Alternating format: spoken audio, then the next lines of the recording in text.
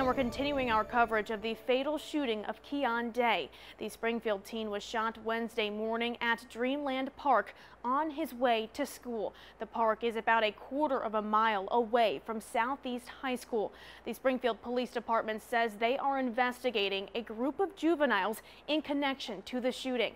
Fox Illinois' Carson Gordy joins us now after meeting with officials about juvenile crime. Carson? Last month, we reported Sangamon County being on pace for the most juveniles charged with the crime since 2017, with the numbers being slightly higher than those totals.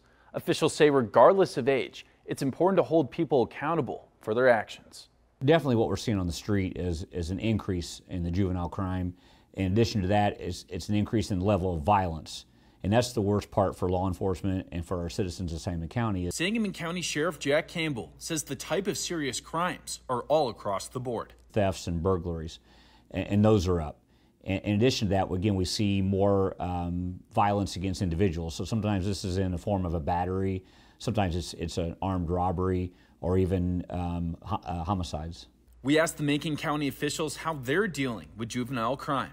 According to the circuit clerk's office, in the past 6 years, the number of cases filed against juveniles peaked in 2019 with 235.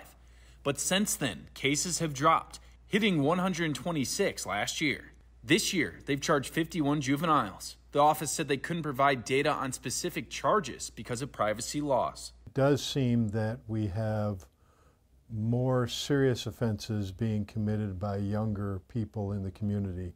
Macon County State's Attorney Scott Reeder says gun crimes are an issue and events that are escalated by social media. He says the decrease in the number of detention centers in Illinois has been difficult when trying to deal with juvenile crime. There are cases that we would normally want to see a child detained for whatever reason, but we have to make some pretty hard choices about the more serious cases, the most serious being the ones where we spend our detention dollars, basically.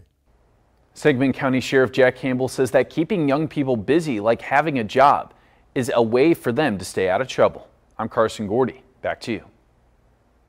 Thank you, Carson. Next week, we will dig into data from Sangamon County on the types of crimes juveniles are committing. Don't miss a video. Subscribe to our YouTube channel today for more Central Illinois news.